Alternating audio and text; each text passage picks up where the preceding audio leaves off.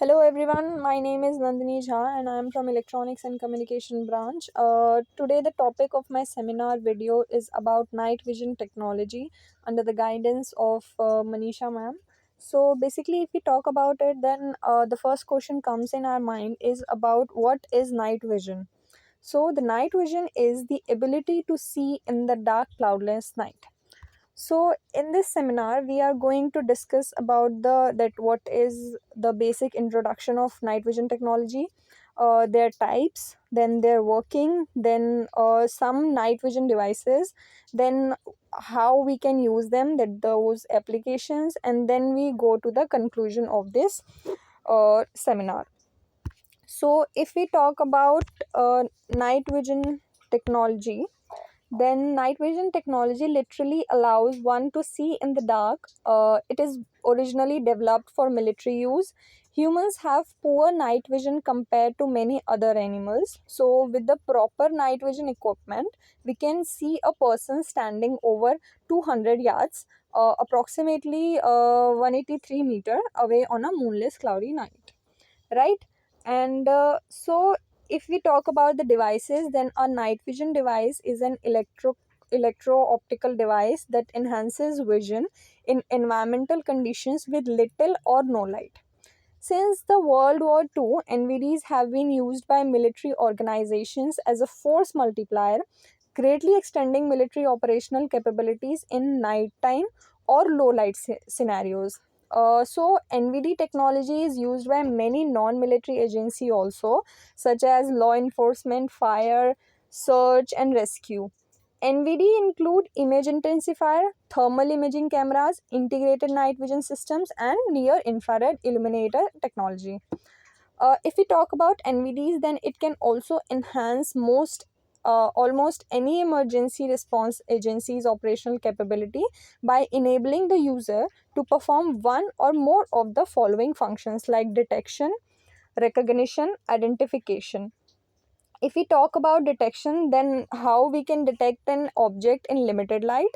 If then recognition is to recognize the object, and identification means to identify distinguishing features. So if we talk about the types of the night vision, then it is broadly classified into two types. First is biological night vision, and then second one is technical night vision. uh, in biological vision, as we can see that humans have poor night vision compared to many other animals. So what we do is in biological night vision, the molecules in the rods of the eye undergo a change in shape as light, and molecules in the human rods is insensitive to the light, right? Then if we talk about technical night vision, then it has two processes like image intensifier and thermal imaging, which means that with the technical night vision we can see the night vision, we can see in the night by the two methods. If we talk about the image intensifier, then what is image intensifier, right? So, image intensifier is a device which is used to light amplifying technology that requires minimal light to operate. What these devices are produced as monoculars, binoculars, goggles, and rifle scopes. In this technology, what we used is I square, means image intensification. I square technology is generally categorized within four generations as established by the US Army's Night Vision and Electronic Sensor Directorate. These generations are based on the components and level of sophistications of the image intensification technology, and it also includes generation 0, 1, 2, and 3, and so on. Some manufacturers have expanded the designations also to include generation 2 plus, generation 3 plus, and generation 4, though these are not included in the NVESD categorizations. So if we talk about that how image intensifier works, then if like its operating principle is that I square devices use components known as photomultipliers tubes to enable visibility in very low light scenarios. The overall operating principle for generation 2 and 3 photomultiplier tube is illustrated in this figure. The photomultiplier tubes use a lens to collect available light, including light from the infrared portion of the spectrum. Once past the lens, the light strikes the photocathode, which causes the release of an electron. The electrons travel through the tube, accelerating towards another plate and causing a cascade effect that increases the number of electrons. These electrons strike a screen coated with a phosphorescent compound that will glow, as we can see in this figure, like a green image we can have in the final stage. So when using an I-square NVD, the operator views the scene through an ocular lens that focuses the image. A separation between the ocular lens and the eye known as eye relief distance, and it is necessary also. Many types of phosphorus screens are available on I-square devices, with the most common being designated like P22 green, P43 yellow green, and P45 is for white. The P22 screen is the most commonly used and is the popular choice for military and law enforcement due to the wider visible spectrum. The P43 screen has a narrower visible spectrum and has become popular among the aviators for its fast decay time. That is, I think, the time it takes for the image to fade on the screen, right? So the P45 screen provides similar decay time to P43 with excellent recognition capability. The image presented to the user of a P45 screen is black and white, which results in less eye fatigue, faster recognition, especially in sandy, rocky terrain, and a slightly better discrimination of shades of intensity than the traditional green, right? So, if we talk about image intensifier technology, then it has the fourth generation from generation 0 to generation 3. Uh, then we have the thermal imaging, right? So, thermography is the general term for scanning, detecting, measuring, and displaying medium wavelength infrared and long wave infrared also, these radiations. Thermographic technology is used by thermal imaging cameras and detects the relative difference in the temperature of an object, which is being compared to the temperature of other objects in the same scene. The emissivity of the material in the scene also greatly affects the images. Emissivity is the quantified ability of an object to release or emit heat. For example, if we can say that in a thermographic image of a wooded area, a warm-blooded animal stands out against the coolest forest. Similarly, when viewed through a thermal imaging camera, an interviewer's body would stand out against the background of an open area under surveillance. The thermal imaging camera forms an image based on the differences in the temperature of objects within the scene. Thermal images can see through light levels of fog or smoke but are unable to see through glass. Training is an important consideration in the application of thermal imaging technology because a thermal imager sees infrared radiation and not reflected light. Training, if we can say about training, is very important because a thermal imager sees infrared radiations and not reflected light. So training is important to ensure that a user can understand a thermal image and receive the maximum benefit from a thermal imager. Organizations should consider training for emergency responders that includes examination of various materials to demonstrate the characteristics of infrared emissivity. This characteristic determines how much infrared radiation is absorbed and released by an object based on its composition. If we talk about the examples of responder uses for thermal imagery include evidence collection, searching for objects, and determining if a vehicle has been recently operated. As we can see in this figure, uh, uh, the wheels of headlights of the vehicle in the foreground are cold, while the wheels and the headlights of the vehicle in the background emits a higher level of infrared radiation, indicating that the car may have been recently used. All objects radiate some amount of infrared energy in the form of heat. There are several configurations of the thermal imaging cameras differentiated by the technology of the detector and the intended applications. Some of the configurations are highlighted below, if we can talk about these, there are four configurations. First is handheld thermal imaging cameras. They are highly portable and useful in a broad range of applications. Second one is fixed mount installations, and they are used when the camera must have a high degree of stability. The characteristic of stability is required in order to form useful images at long range.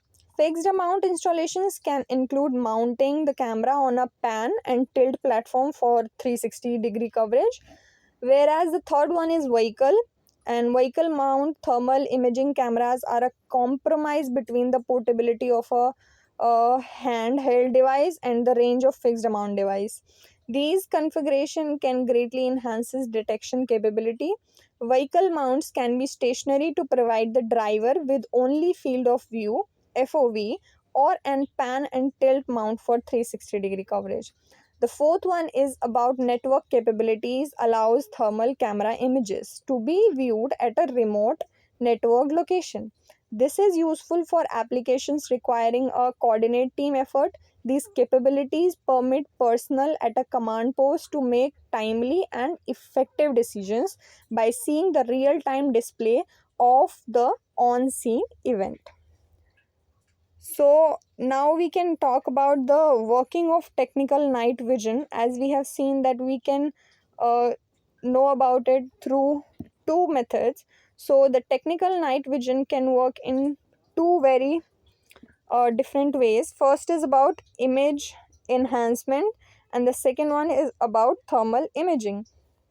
Image enhancement is a method like this works by collecting the tiny amounts of light, including the lower portion of the infrared light spectrum, that are present but may be imperceptible to our eyes, and amplifying it to the point that we can easily observe the image.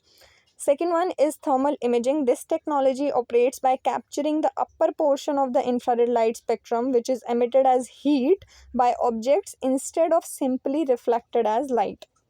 Hotter objects such as warm bodies emit more of this light than cooler objects like trees or buildings.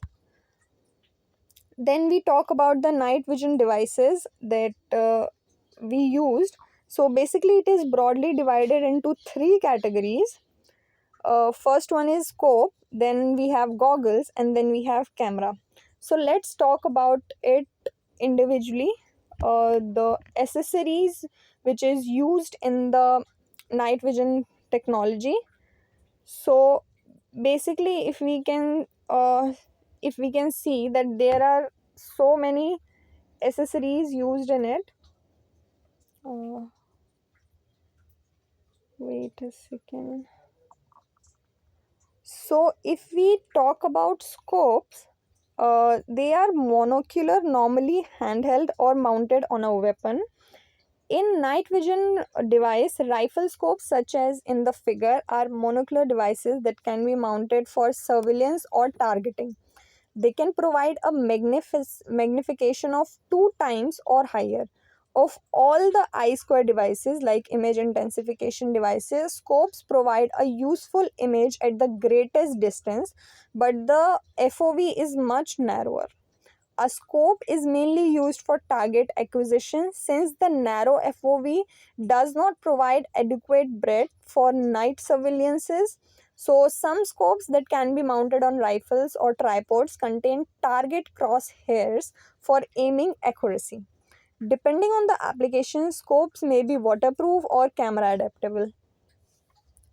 So, the next one is goggles. They are binocular and warm on the head. In the I square, goggles are monocular or binocular devices fixed to headgear, thereby permitting hands free use. An example of binocular goggle is shown in this figure, while monocular and binocular are best used for surveillance and stop and look situations. Goggles are best for use while moving around or operating vehicles, boats, or aircraft. Goggles typically have one time magnification, therefore, they do not bring objects into closer view. Accessories can be added to goggles to increase magnifications and to configure them to be more useful for surveillances. Different mounting configurations exist, but the most popular are headsets. Some goggles are water resistant and provide improved durability. So the next one is cameras. Um, it is used for transmission or recording of images, mostly if the location is fixed. So cameras are the third device in this night vision technology. So if we talk about cameras, then it can be like monocular also or binocular also. So monocular is like one shown figure. If we have like one, as we can see in this picture, if it has one lens, then it is known as monocular. If it has two lens, uh, like a binocular, then binocular like this. Binocular means it has two lenses. So monocular, like the one in shown in figure, are I square devices designed for used with one eye. The device consists of one objective lens that captures visible and NIR light. The objective lens focuses the incoming light onto the photocathode at the front end of the image intensifier tube. The lens can be adjusted to focus at various distances. A monocular NVD is typically less expensive, smaller in size, and weights is less than the other I square devices, making it more portable. Lens magnification for monocular is normally low, typically 1 time to 3 times. Some manufacturers offer optional higher magnifications objective lenses. We have binocular also, but we don't use it widely because they are high in price and they are not even that much effective as compared to monocular. So our next one is the applications that where we use it. So if we talk about the applications of the night vision technology, then it is used in military, hunting, and wildlife observation, security, hidden object detection. These are the main applications of these devices or this technology. If we talk about broadly about the applications, then we have I square devices, thermal imaging cameras, and INVSs can be applied to missions related to law enforcement, natural resources, fire and rescue, engineering, medical, and security. Common applications are described in the following section as we have already discussed it about it. So if we don't go in if we go in deep, then we start with the law enforcement applications. Then NVDs are useful tools in search and rescue operations like surveillances, apprehension, forensics, hazardous material response, tracking, and navigation. I square and INVS's devices can provide high quality images using very low levels of ambient light. These devices are also used in covert surveillances when an individual's appearance and facial characteristic must be discerned to identify the individual. I-square NVDs reveal detail the thermal imaging cameras are unable to capture. For example, thermal images can show which weapon in a group of weapons was fired recently, whereas I-square devices can enable a user to determine the weapon type. I-square devices are also very useful in environments where thermal imagers would have difficulty in differentiating objects. Thermal imagers are useful in law enforcement applications because they sense differences in temperature and can be used in any lighting conditions. Thermal imagers are highly effective in search and rescue applications in marine environments because water temperature tends to be constant at the surface.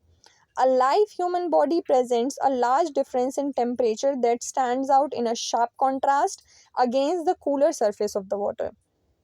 Thermal imagers are also useful in border surveillance, crime scene analysis, and forensic investigations.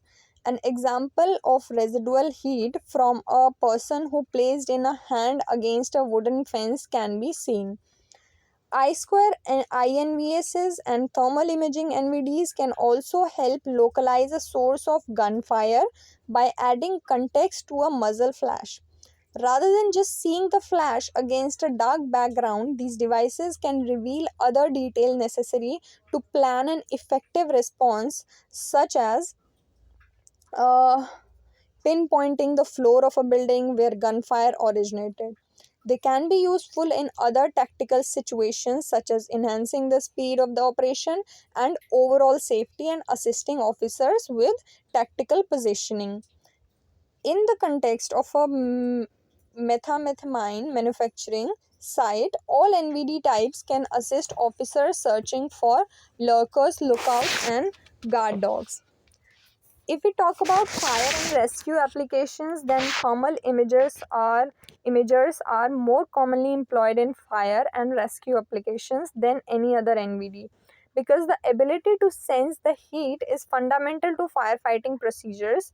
An example of thermal imaging of a fire behind a wall is seen in the uh, can be seen. The thermal imagers can assist an incident commander in assessing the scene and making decisions. Thermal imagers are used to help locate victims, safely navigate smoke filled buildings, and detect the hottest part of fire scene. Sometimes liquid levels in the stationary tanks and bulk liquid trailers can be detected in addition to gas and liquid leak and spills. The navigation and route planning capability of firefighters is greatly enhanced by their ability to gather information about their surroundings from a thermal imaging camera. A thermal imager can be used to confirm that a fire scene has been completely overhandled, which can which can in turn preserve evidence on the scene for investigators. An example of this we can use in search and rescue grid. Squares can be large, requiring responders to cover a substantial amount of ground. Thermal imagers are also used to identify overloaded fuse panels or loose electrical connections. Thermal imaging devices mounted on a firefighting apparatus and vehicles are becoming more common. Roof mounted devices in a pan tilt zoom (PTZ) configurations enable vehicle operators to see farther down roadways than headlights alone permit. This is especially valuable when approaching a dark accident scene where the presence of victims or debris may not be immediately apparent. Also, in this application, fire service personnel can begin to assess a fire as they arrive at the scene. Now, if we talk about natural resource agency applications, then NVDs may be employed to manage natural resources and to observe nocturnal wildlife for research and inventory. NVDs are useful for navigation, search and rescue or recovery applications. I-square devices are and thermal imagers can be used to detect trespassers or poachers. An example, I-square images and thermal images are also useful in applications such as fire detection, animal inventory, detecting disturbed earth, forensic examination, and tasks related to topography and mapping. Now, if we come to the security applications, then NVDs for security applications provide the user with the capabilities of long range detection, con- convert surveillances used in harsh environmental conditions and greater sensitivity in the dark locations. As if we describe a thermal imager such can be used by mobile patrols to improve the portability of detecting an intruder. Applications include border security and intrusion detection. Using I-Square in critical infrastructure protection can provide the user with the advantage of detecting an intruder without the intruder being aware of the surveillance.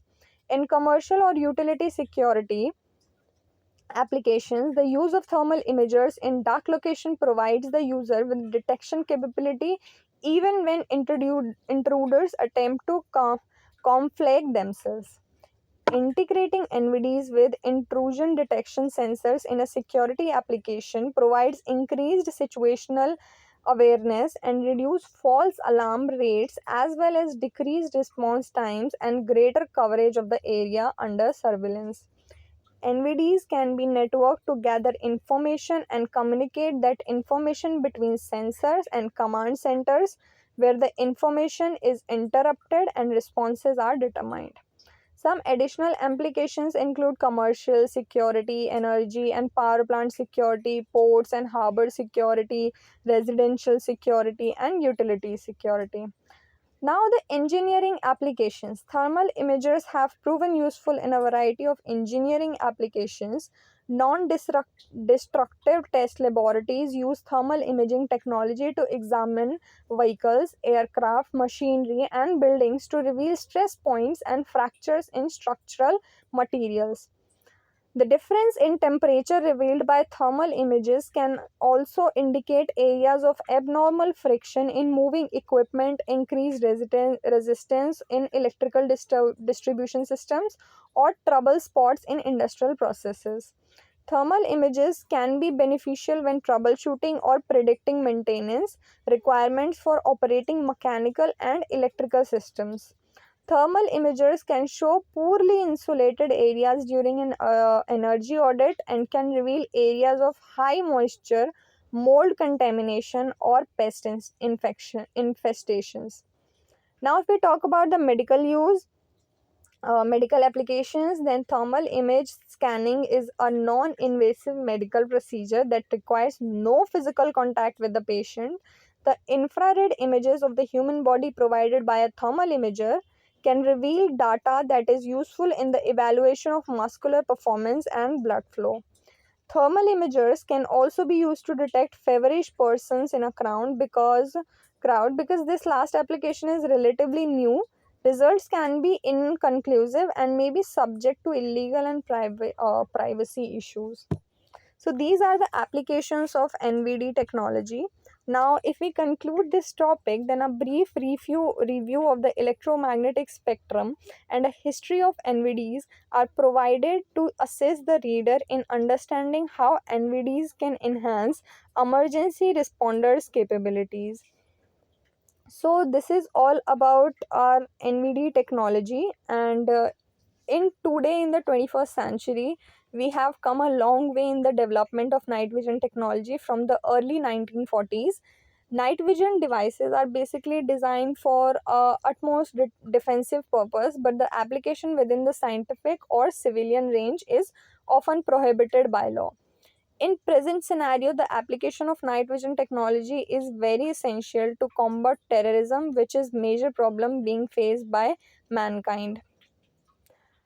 So that's all about the NVD technology. Thank you for the patience and the time you have given to me. And yeah, thank you so much.